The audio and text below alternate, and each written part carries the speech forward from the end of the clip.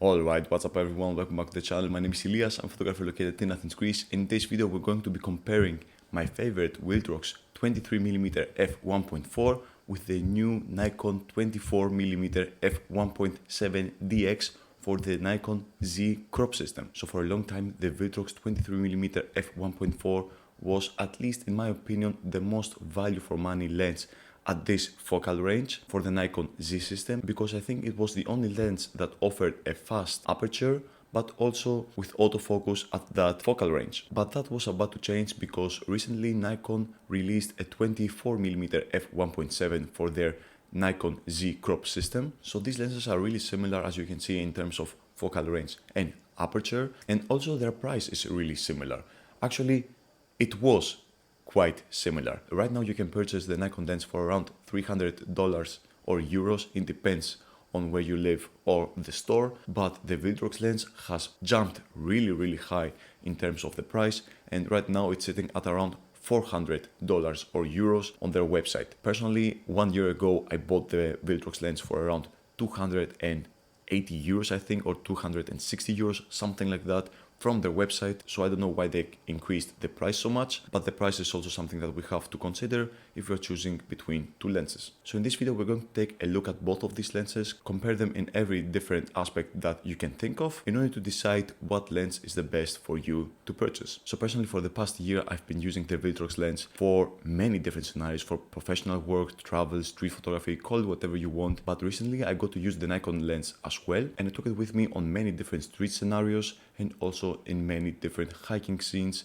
in order to test it out and see what that lens actually is about. I also made an in-depth review about the Nikon lens, which you can check somewhere over here or down in the description, with many photo samples and many scientific tests in order to see if that lens is actually a nice performer. But in this video we're going to take a look at the Viltrox 23mm and the Nikon 24mm side by side in order to see which one is better. Okay, so let's start off by talking about build quality and ergonomics. So as you can see, these two lenses are a lot different from the outside. The Viltrox lens is a full metal build and it's also taller and heavier, while the Nikon lens is smaller, lightweight, and it's built out of plastic both in the body and also back on the lens mount. The Viltrox lens has a nice smooth aperturing, meanwhile the Nikon lens does not have any controls on the body, and I think this is the right choice in order to make the Nikon lens as small as possible. So none of these lenses has any weather sealing on it, although I read an article where they stated that the Nikon lens has a little bit of bands inside of it, so it's somehow weather resistant. Personally, I'm not so sure about that. I wouldn't use it on rain without any protective cover or something like that. In my eyes, none of these lenses are weather sealed at all. And lastly, about the lens hood, the Viltrox comes with a nice metal lens hood. It's really high quality.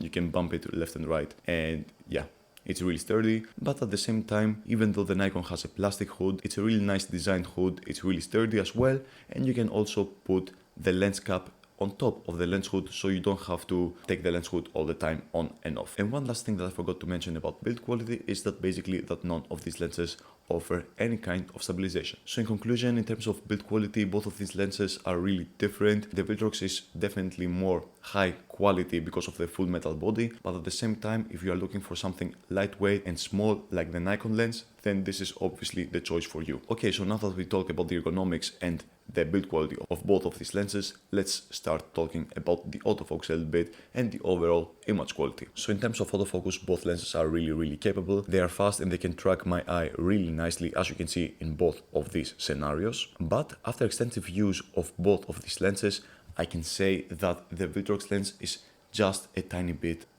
I wouldn't say faster, but more reliable. After 1 month of use with the Nikon lens, I stumbled across multiple scenarios where the lens started to hunt. I don't know why exactly that happens. I'm pretty sure it has something to do with the smaller size of the lens, so they made a few compromises on that behalf of the performance. And as you can see from these video clips over here, you can see that the Nikon struggled in this particular scenario while the Viltrox handled it like a pro. But at the same time, when I turned on the other side of the trees, you can see that the Nikon lens also performed really nicely and really fast. So in terms of autofocus, I think that the Viltrox has a small edge on top of the Nikon because of that small hunting issue that the Nikon lens shows us from time to time. But since we're talking about focus, let's also quickly talk about focus breathing. And this is the part where the bigger body of the Viltrox really helps, because as you can see, we have lots of glass that we can move nicely, and the focus breathing is minimal in comparison of the Nikon lens, where you can obviously see that we have lots of heavy focus breathing. If you're doing video, that's something that might annoy you. Okay, so now that we talk about the autofocus, the focus breathing and all that kind of stuff, let's talk about the all-important image quality. So in order to see which lens performs better in terms of image quality, I took these test shots of this wall over here in many different apertures, so we can directly compare them, the one next right to each other, in order to see which lens is sharper, which lens has more vignetting and all that kind of stuff that we want to know when we want to make a decision about which lens we want to buy. So let's jump right into Lightroom in order to see the comparisons of both of these lenses. So over here we are at the wider apertures of both of these lenses. So let's zoom in at f1.4 over here on the Viltrox on the right and on the left with the Nikon lens. So we can see that in terms of sharpness, the Nikon lens has way more sharpness in the middle of the frame on the wider apertures. And let's also zoom over here on the corners on that rock over here in order to judge the sharpness. And as you can see, the Nikon lens is way more sharper as well in the corners over here on the widest apertures. What we can also see is that both of these lenses have a lot of vignetting. Let's also take a look at the Viltrox at f1.8 in comparison of 1.7 to the Nikon. And if we zoom in on that rock over here, I think they're pretty even right now. Maybe the Nikon is a tack sharper. Let's also zoom in the extreme corners of the image, and as you can see, the Nikon lens has a lot more resolution over here on that rock in comparison of that Viltrox lens over here. What we can also see is that the Viltrox lens has started to clear up its vignetting. Meanwhile, the Nikon lens is a lot darker on the overall image frame. Obviously, this has something to do with some clouds moving in front of the sun while I was taking these pictures, but you can see how the vignette is way more harsher in this particular image frame over here. So let's move on at f2.8 and see what the difference is on both of these lenses. And I think that both lenses are really sharp, razor sharp. Don't see any difference over here in the middle of the frame. Let's zoom in also on the corners. And in the corners, yes, the Nikon is sharper at f2.8. You can see that the Viltrox lens is softer over here on that rock. But you can see once again that the vignetting has almost cleared up on the Viltrox lens. Meanwhile, the Nikon still has a little bit of vignetting. Okay, so now let's take a look at f4. Let's zoom in again over here on the middle. And again, we see excellent sharpness from both of these lenses. Let's also take a look at the corners.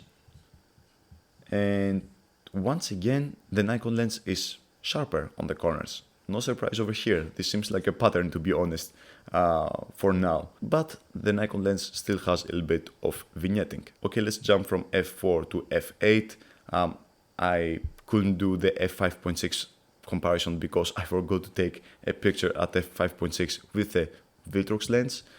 But let's once again zoom at the middle over here with both of these lenses, and to be honest, I don't see a difference at sharpness. And over here on the corner, let's take a look.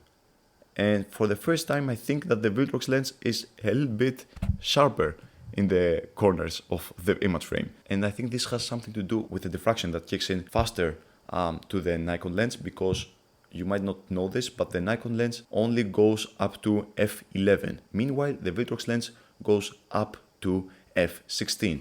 So diffraction will start hitting the Nikon lens faster. So at f11 in the middle of the frame, I don't see a difference, to be honest. I don't see any difference on the middle, and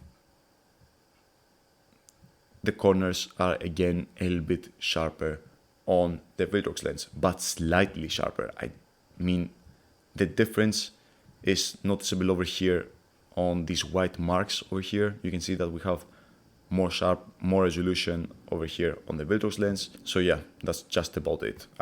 Not a huge difference. And as you can see, the Viltrox lens can go up as much as f16. And at f16, you can see that we have a drop of sharpness over here on the Viltrox lens. It becomes soft on the middle of the frame, and also at the corners it also becomes a lot softer due to the effects of diffraction.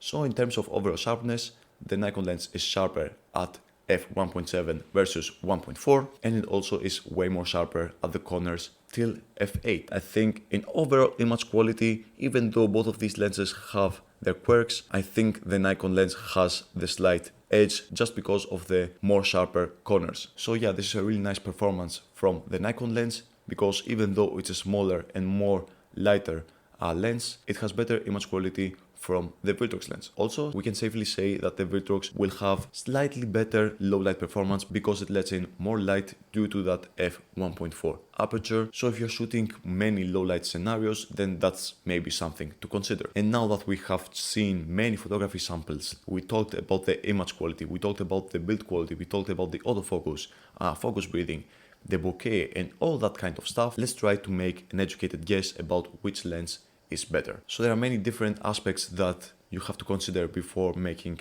the final conclusion, but I think the fact that the Nikon lens is cheaper right now for about 100 euros, and the fact that the Nikon lens has also sharper corners while being smaller and more lighter, I think the Nikon lens is the right choice in between of these two lenses. It's also a Nikon branded lens, so you don't have to make firmware updates every time you firmware update your camera. I think in terms of value for money, from what you are giving and what you are getting from a lens, I think the Nikon lens has way more value to offer. So yeah, that's my conclusion. Let me know down below what your thoughts about this comparison. Which lens are you going to choose? And also, if you're new here, then maybe consider liking this video and subscribing to the channel. This really means the world to me. I'm trying to make lots of content with gear related videos, but also with photography related videos on the field, with many photo shoots, POVs, street photography, and also professional photography. So if you're into that kind of content, then consider subscribing and join the family. And yeah, that's all I have for you guys today. See you next time. Take care. Peace.